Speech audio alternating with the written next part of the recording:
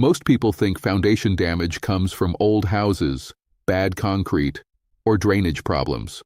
But some of it is growing right outside your wall right now. Curious? A plant you put in because it looked tidy, fast-growing, or low maintenance can end up pushing against footings, slipping into hairline cracks, trapping moisture where it shouldn't be, and setting you up for repairs that run $3,000, $8,000, sometimes a whole lot more.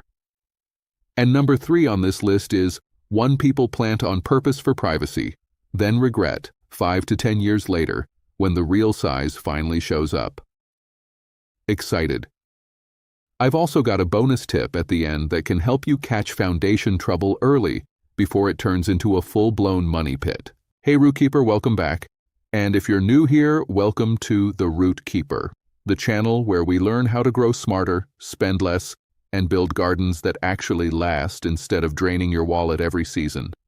I've been wanting to cover this one for a while because I've seen too many people spend years building a beautiful yard, then get hit with a brutal repair bill they never saw coming. If you're someone who wants a great-looking landscape without wrecking your home in the process, do me a favor and hit subscribe right now, and turn on notifications because I post practical garden advice that helps you avoid expensive mistakes before they happen. It's free, and it takes 1 second. Look, roots don't usually smash through solid concrete like in some movie scene. That's not how this works most of the time. What they do is find weakness, exploit moisture, widen existing gaps, and create pressure where your house is already vulnerable.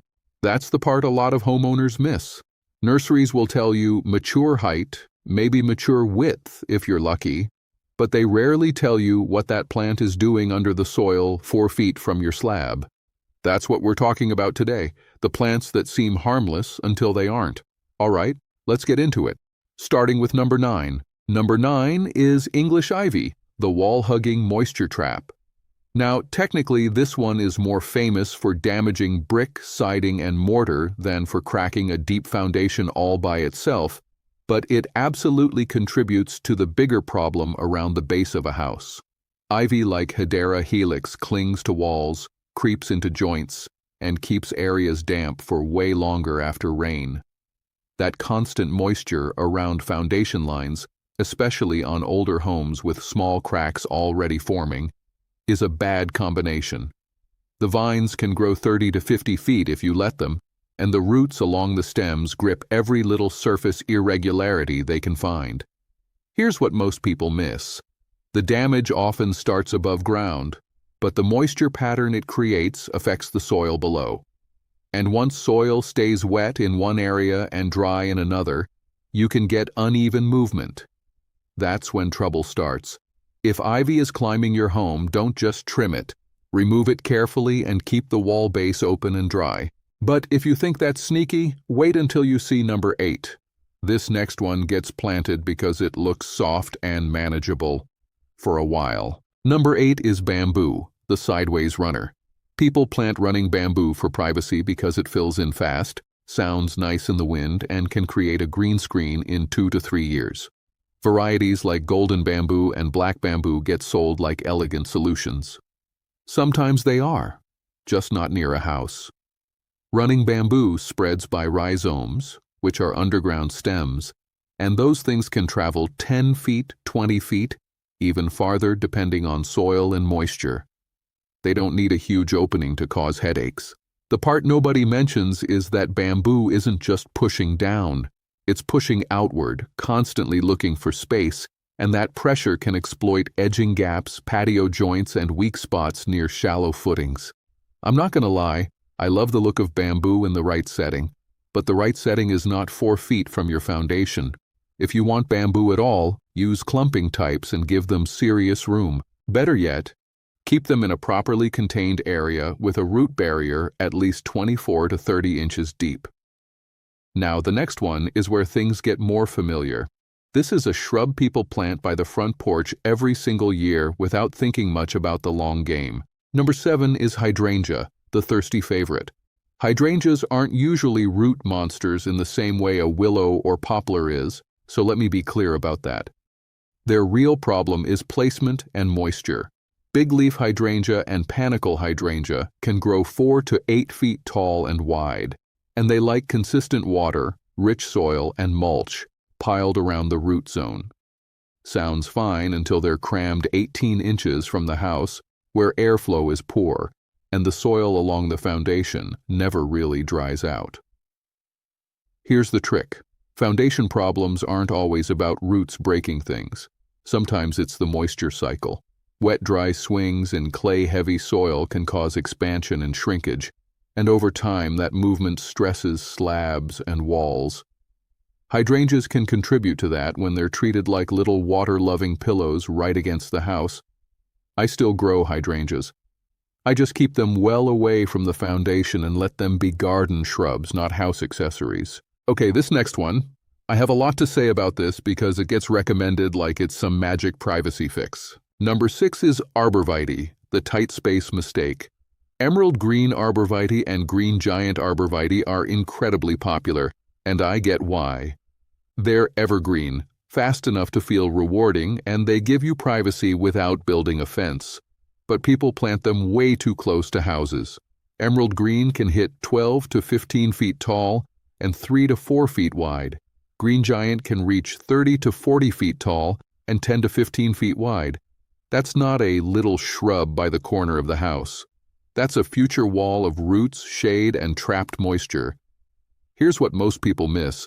Even when the roots aren't aggressively destructive, the size of the plant changes everything around your foundation. Less sun, slower drying, more moisture held by mulch, more limbs rubbing siding and dropping debris into the drip line. And once these are established, removing a row of them can cost $500 to $2,000 depending on size and access. Plant them with mature width in mind or don't plant them there at all. But number 5 is even more deceptive because people see flowers and think ornamental, not structural risk. Number 5 is wisteria, the heavy climber with a mean streak. Wisteria looks romantic for about 5 minutes until it starts behaving like wisteria. Chinese and Japanese types can put on 10 feet or more of growth in a season, and mature vines can get thick enough to twist around posts, gutters, railings, and anything else nearby. Around a home, the issue is not just roots, it's weight, moisture, and constant pressure. The part nobody mentions is that once a vine establishes at the base of a wall or porch, the root crown, the central base where the stems emerge, gets woody and powerful over time. If that's planted near a foundation seam, steps, or retaining edge, it can create real stress. I've seen old wisteria bases as thick as a dinner plate. Seriously. If you want the flowers, grow it on a freestanding arbor set well away from the house, because trying to manage it on your foundation planting bed is a fight you probably won't win. Hey, quick pause. If you're getting value from this, smash that like button. It helps more root keepers find this channel. And tell me in the comments, what's the closest plant to your house right now? I genuinely want to know. All right, let's keep going. Number 4 is silver maple, the fast shade trap. This is one of those trees people plant because they want relief fast. And to be fair, silver maple grows fast, really fast. You can see 3 to 5 feet of growth in a year when it's happy, and mature trees can hit 50 to 80 feet tall with a broad spread. The problem is the root system is shallow, aggressive, and always hunting for moisture.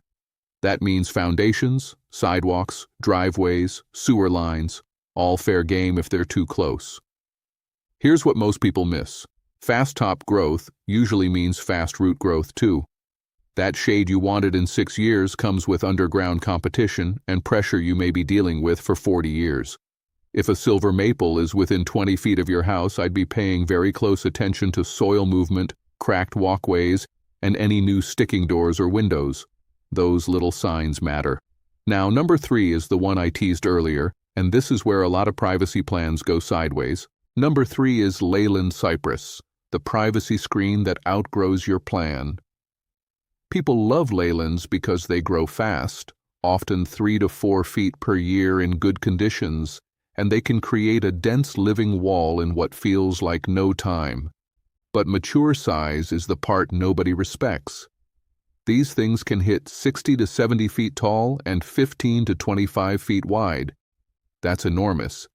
And when they're planted 6 feet off the house because someone wanted a quick screen from the neighbor's upstairs window, the long-term math is awful. Here's the trick.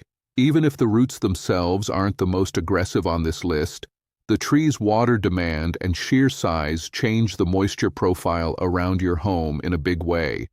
Add in heavy shade, poor airflow, and a root zone that keeps expanding, and you've got conditions that can stress foundations and hardscape over time. I've seen people spend $1,500 removing one mature leyland that should never have been there in the first place. And the next one is one I almost didn't include, but honestly it might be the most underestimated plant on this list. Number 2 is willow, the water chaser. Willows are beautiful. I'll give them that. Weeping willow, corkscrew willow, even some shrubby willow types have a look people fall in love with fast. But near a house? Not even close. Willows are famous for sending roots toward moisture sources, and that can mean leaking pipes, damp foundation edges, and low spots where water collects after rain. A mature weeping willow can hit 30 to 50 feet tall with an equal spread, and the roots can travel well beyond the canopy. The part nobody mentions is that you don't need a giant willow planted 8 feet from your house for this to become a problem. Even 30 or 40 feet can be too close depending on soil, drainage, and where your utilities run. If you've got one near the home, monitor it hard. Better yet, plant willows near ponds or way out in open ground, where they can do what they do without threatening anything expensive. And now, number 1. This is the plant I'd pay the most attention to if foundation safety was the priority, because it combines aggressive roots, huge size, and very common planting mistakes. Number 1 is ficus, especially large weeping fig and Indian laurel types, the crack finder. In warm climates, these get planted along streets, courtyards, and yes, way too close to homes because they start out looking neat and manageable. That doesn't last.